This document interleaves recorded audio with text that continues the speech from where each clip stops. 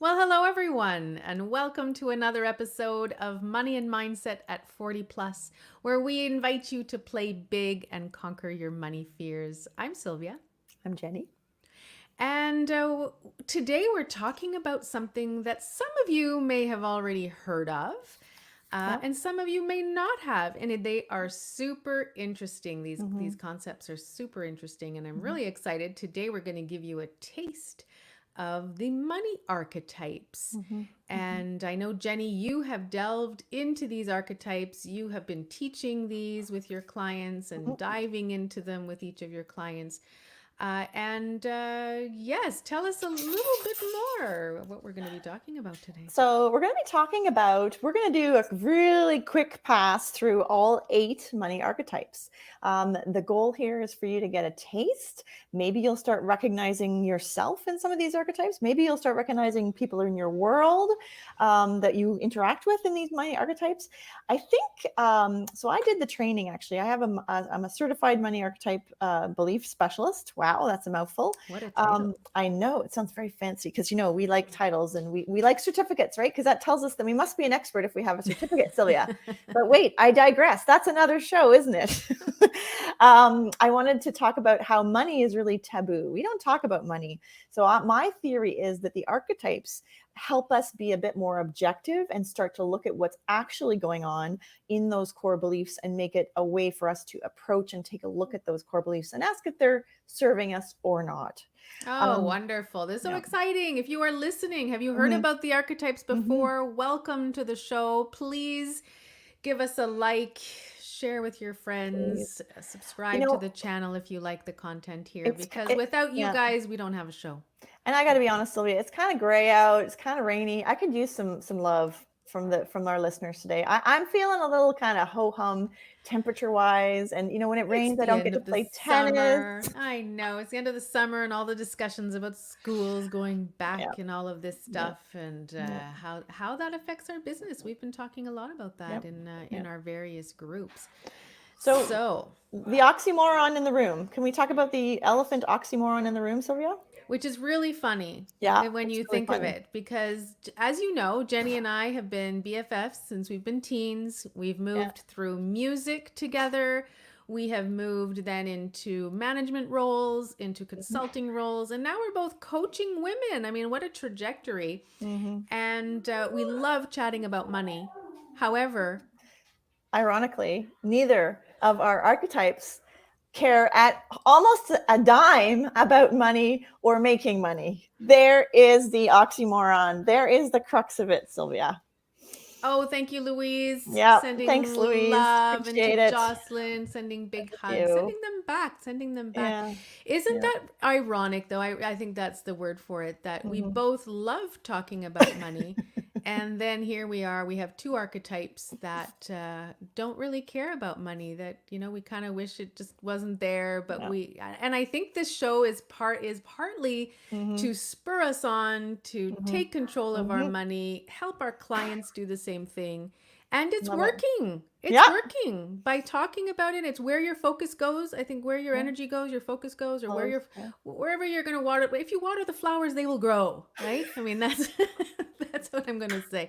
I can And never that's how get we're that. feeling today, Sylvia. That's right. There we go. It's raining So and those flowers will grow. those, So those, what, tell us, Jenny, I'm what kind happy of to tell archetype you. are you? Tell me. So you are all on bated breath. I know you all are because you're just dying to know what our archetypes are. So I'll go first. I am an alchemist. Has anybody read Ooh. the Alchemist book out there? So I am interested in changing the world. I'm interested in the possibilities. I am interested in ideas. I believe that the power of ideas is massive. Now, my challenge is taking ideas and translating them into monetary success. I almost believe that ideas are more valuable than money and that they shouldn't be quote unquote monetized. I'm also super creative about ways of making money. If you know me, I'm always trying new things. I have a friend that's an alchemist. She rents out her apartment in Toronto. You know who you are if you're listening. She rents out her apartment in Toronto to make money because she's also an alchemist. So why not do it that way? Don't want to be boxed in.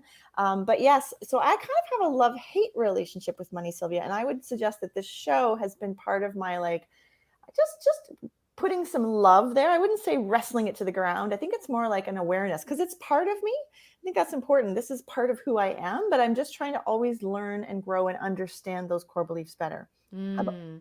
how about And you? if you do know Jenny, I mean, you put a comment in there. It's Yeah. not surprising, is it, that she's an archetype? And that's why these things, we're going to go through them all today so you can see where you place yourself. Mm-hmm. But when I was rereading mine and I was like, oh my gosh, this is just me. This is me. This is me. And then like, I'm not, me because of that, but I just, Yeah. resonate so much So what with are me. you? So I am a connector. Mm-hmm. And that was my word for 2020 this year, was all Mm-hmm. connection. And the money for me, it's all about relationships, building these long-term Mm-hmm. relationships, connecting with people. Mm-hmm. So it doesn't surprise me that the jobs I've had, executive Mm-hmm. director of a chamber of commerce, where organizing 60 events per year, I thrived in that environment. And other people like, oh my God, that would be so exhausting. And here I am, shaking hands. And then I moved to director of events at McGill. Mm-hmm. Also connecting. I knew Mm-hmm. everybody on campus. It was all about relationships. And then Mm-hmm. moving into becoming an entrepreneur, building my clientele and loving on them, and now coaching women. So this has really helped me move into Mm-hmm. careers and seeing where the joy lies for me. And My challenge, yes, however, tell us. is that I think I prefer it when other people manage my money for me. Mm-hmm. I really couldn't care, just manage it for me. But Mm-hmm. that has not served me well Mm-hmm. because other people will not manage it as you would, right? Mm-hmm. Or if I Mm-hmm. knew how to manage it, or I'm learning to manage it better, right? So Mm-hmm. that's my challenge. So I remember when you were at McGill, this is a good example for those of you that are listening about personalities. Sylvia used to get really irritated. And thanks, Laura, for the comments. It's nice to hear. Upping your money game. That should be in our thing. Upping your Yeah, money game. That's awesome. upping your money So game. Sylvia used to say to me, it gets me so irritated at McGill when people will send me an email when they could have called me. Right? It's an example of the connector. They want to talk to you. What is the point if you don't get a moment with them? That's Sylvia's And I MO. work a lot with millennials now, especially in the doula agency, and they're all about texting. And I was like going back and forth. I'm like, this would be so much easier if we could just phone call. But they all tell me, I don't really like to talk on the phone. And back in the day, Jenny and I would have our weekly Sunday phone Mm-hmm. chats, and it was all about connecting Yeah. with friends. And now in our job, so Yeah. that really was an eye opener Yeah. for me in terms of particularly the Why challenges. it's Like, happening. Yeah. why am I not, Yeah. up Totally. leveling the way I wanted to? And then Yeah. that all brought it to really Yeah. to fruition. Yeah. Now, our spouses, however, Mm-hmm. Are not alchemists or connectors, are they, Sylvia? no, Our no. spouses are both, at least my spouse is an accumulator, which is the inner banker. Loves to have money around, is very happy when there's lots of zeros on bank accounts and things like that, and checks regularly. Those of you on the call, you tend to fall on one of two camps. You know exactly how much money's in your account, or you have no idea and haven't looked lately. And there's not a lot of gray area. You don't go like kind of know, like it's a bit of a thing. And I'm very lucky that way. I have to say it makes a really good pairing for me, but it's also had to force me to think about how I communicate. And that really is the point of these archetypes. How do I talk? How do I work? How do I connect with people that are different than me? How about you, Sylvia? Mm. Oh my gosh, yes. My spouse is also an accumulator. And when we're talking about, different projects Mm-hmm. for us, different Mm-hmm. trips, different, how does that, when I'm a more perhaps a spend on the fly kind of Yeah. person, let's just spend it and I'll work about the money afterwards. Well, Mm-hmm. he's like, no, we need the money first. And so there Mm-hmm. we do butt heads, I think, Yeah. sometimes. Yeah. We've learned to manage this, of course. Yeah. And Yeah. it is beneficial for me Yeah. to have that, Yeah. personality type or our money archetype Yeah. next to me as well as a partner. But let's Absolutely. dive in. Are we ready Okay. to dive in? I'm ready, Freddie. So we're actually going to share screen on here. Oh, So if yeah. you're listening away, don't worry, I'll be talking. But if you want to have some visuals, you're welcome to go hop over on YouTube. So I can still read this, but if it was another 5 years, Sylvia, I'd have to get out the bifocals. Just stand. So let's start at the top. The rule. Let's start at the second one. We talked about the accumulator already. That is the inner banker. They're the person that likes to have money around.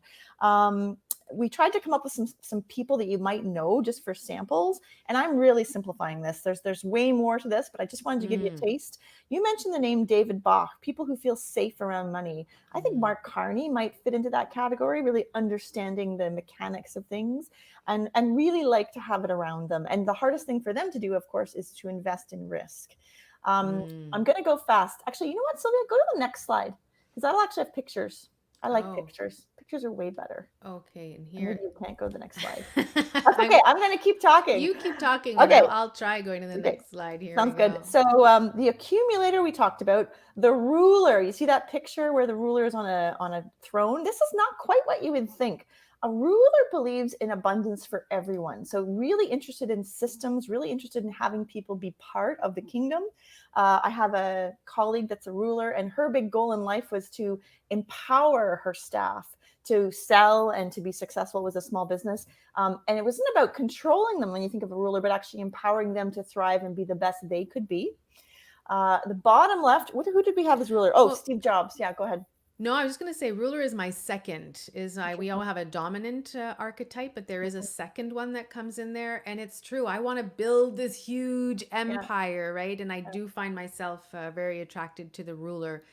You know, having a product line, having all sorts of different products and being known for different things, but all under one branch. And the Oprah Winfrey, I think has probably a lot of rule, but also she might be something else, but I think she has some ruler in her. I think that idea of inner empire builder for a ruler, I love that. And that makes perfect sense. Any of you that know Sylvia, it'd be interesting to see your comments on there. Bottom left, you see the alchemist. That's me, as we talked about, and the idea that ideas matter, and discussion and the value of an idea being priceless. I thought about Malcolm Gladwell. I'm a big Malcolm Gladwell fan. He's a podcaster who translated a career in journalism into a career in podcasting and writing books. Tony Robbins, maybe, who took a concept of coaching, although there's an element of the ruler there too, I think. Oh, yes, big time ruler. Yeah, Alchemist Outliers, if you've not read Malcolm Gladwell's book, is a really good one. Yeah, absolutely. Ideas. It's all about those ideas. Jenny has ideas every single day. A lot of ideas. It's a positive and a negative, right, Sylvia? And then the celebrity, I think we often think of, at least from my judgment, the celebrity as a negative connotation. And I think it's important because of where my archetype comes from. But celebrities are also very powerful. They believe in wealth. They believe in showing success through things. If you have a friend that loves to drive a certain kind of car because it just makes them feel good, that's a person who's a celebrity. And if you're a development person on this call, you're thinking fundraising wise, there's people that want names on buildings and people that don't. And what a great example. Yeah. What a great example. Absolutely. Yeah. And I think we had a colleague in one of our coaching groups, and she said she always likes to have the latest car of whatever brand she was driving at the time. And I have an uncle who always has to have the latest Apple product. He'll be the first to test. While I'm always going, no, I don't need to test the first one. I'll just, I always take the one that's $0 and which is like 4 generations late. And then I feel frustrated about it. But yeah. And that's a good point. If you're resonating with any of these on the slide, let us know. If you're think you've come up, you might not. We've got 4 more for you or 5 more. What's resonating for you? What do you feel that you're? And nothing is wrong, right? I did not want to be a connector. I don't know why at the time, but I took the test in various places because different people were giving it about in 2015, and I wanted to change it. I wanted to be different, and it never came out differently. And I was like, you know what? I just got to live it.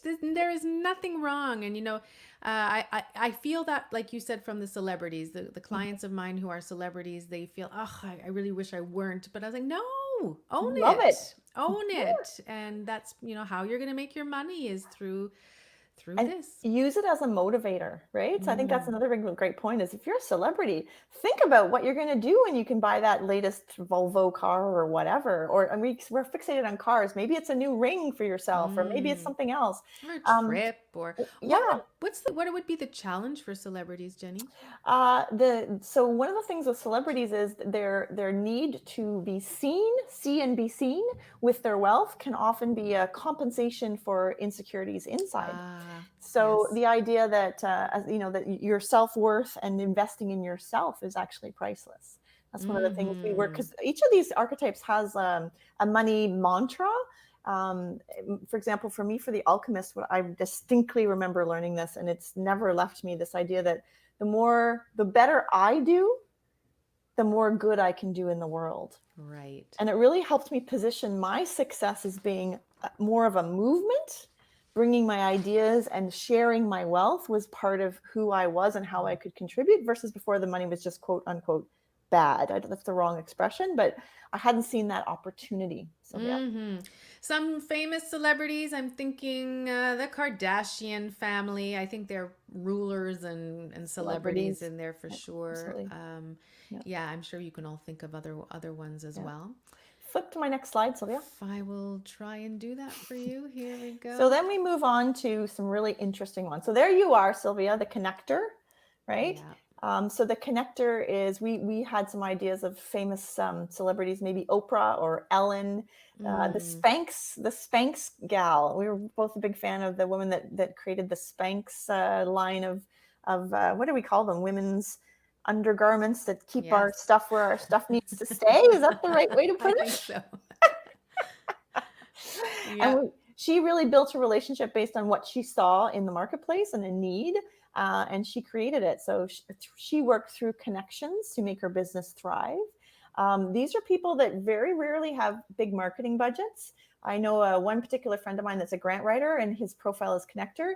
He doesn't spend hardly anything on marketing because his business is 100% based on referrals and relationships. So Mm. those of you that are fundraisers, you probably have a good healthy dose of connection. And let's see here about the Maverick. This is another one of my favorites. I've had clients that were Mavericks. There's a couple of key points.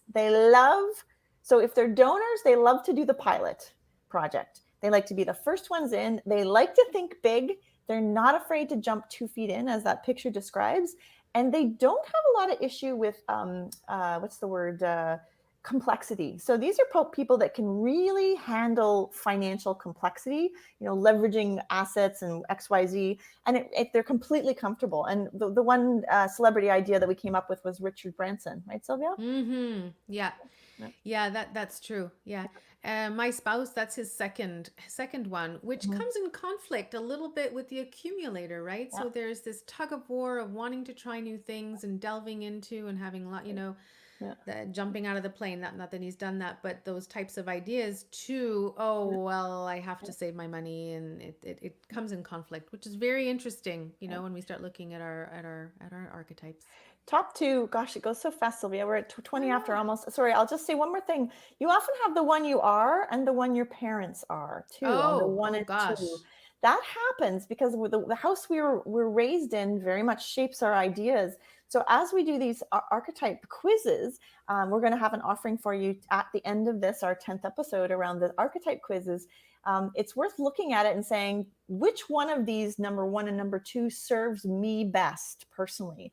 Because you do have some choice there. You're going to see things come up. Although interestingly, yeah, I don't really have, my parents are probably both accumulators and I have almost no No, accumulators. Sorry, but you Sylvia. were attracted to an accumulator, so you Ah, married one, there you go. right? Good Yeah. point. I would say Good my point. mom is a connector, Yeah. Yeah. and my dad, oh, I'll have to look into that one. Yeah. Those are Oh, he's a interesting. romantic. I think he's got a Oh, lot of perhaps he's an romantic artist. experiential. Yes, artist Yeah. experience. Yes, Yeah. definitely. That is So true. last two, nurturer is the inner sponsor. So the nurturer wishes they had more money to give to more people all across the world. They very much feel that idea of taking care of people. They take it seriously, and it's very much who they are. The challenge for a nurturer is, and the question I love to ask them is, if money were not on the table as an option to help, what other things could you do to support someone in need? And that usually prompts a lot of really good discussions. Nurturers will always be the first to help. And in philanthropy, at least, we can see them coming a mile away. They're the person that will give you the shirt off their back, that will jump in and volunteer, that will participate, that will make the first donation, almost even at their cost, right? At the risk of themselves.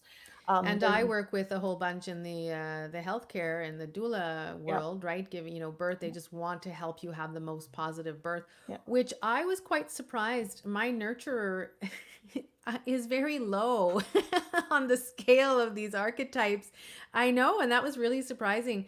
But it's shown me that my zone of genius is actually not working in that field, but it is helping other nurturers dive into their zones of genius. So absolutely. And that was surprising for me. Yeah, but a very important field, right, Sylvia? So supporting them, very important. And then the romantic, so nurturers, we had Mother Teresa. That seemed like a good fit.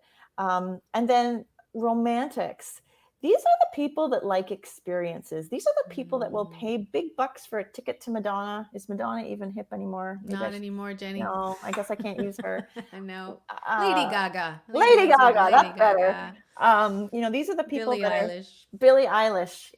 What's the other one? Lord. So those kinds of tickets, will pay anything for them. They're the ones that wanted to travel first class. The celebrity too likes to see and be seen. They will get into that fancy restaurant, that new restaurant. They want to jump off the CN Tower in the little, well, maybe they do or they don't, but they like to be able to say they've done things.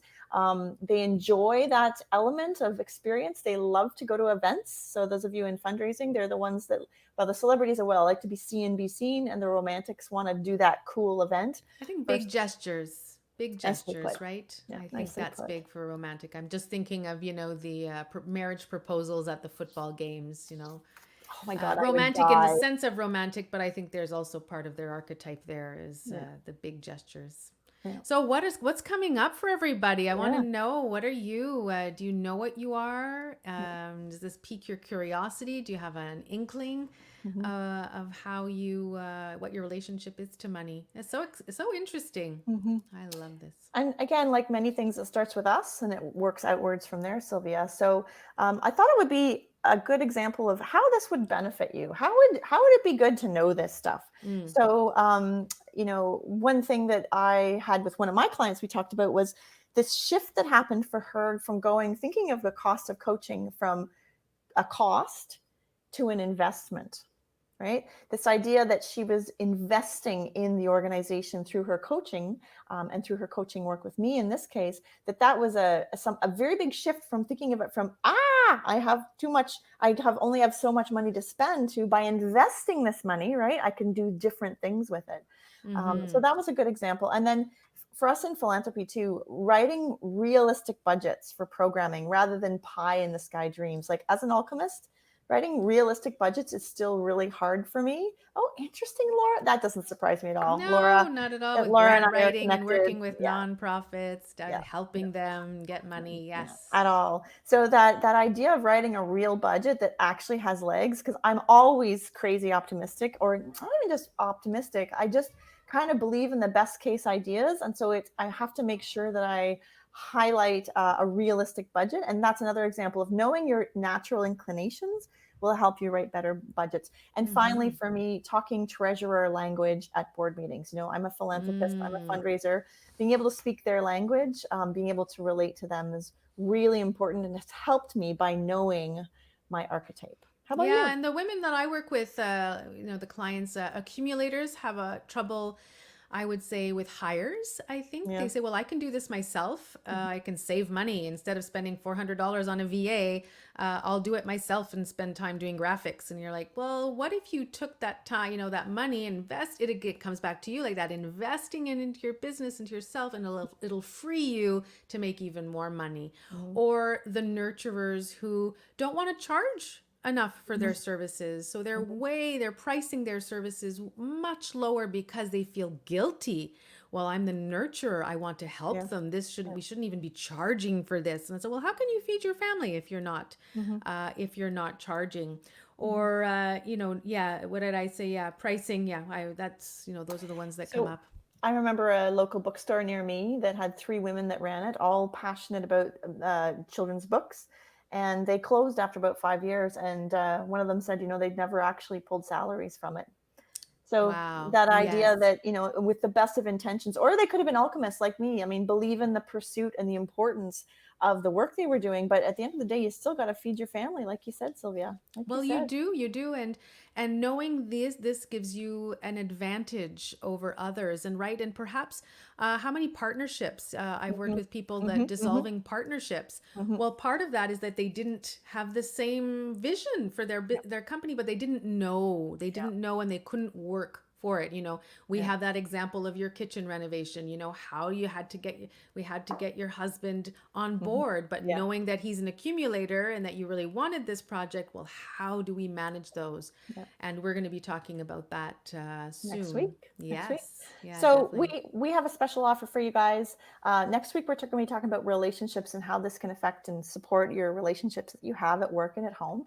But we are offering until the end of August, so the 31st of August, we are offering a money archetype assessment to you guys. Mm. Um, And in what's it? depth, in In depth. We've depth. just like been, there's so much more to each Yeah. of these Yeah, archetypes. absolutely. Yeah. So we're going to be offering you do the quiz, the assessment, which probably doesn't take much more than maybe 10 minutes. And then there's an hour and a half coaching session where we get a chance to go in depth, talk with you, discuss your archetype profile, discuss how it might be playing out in your work.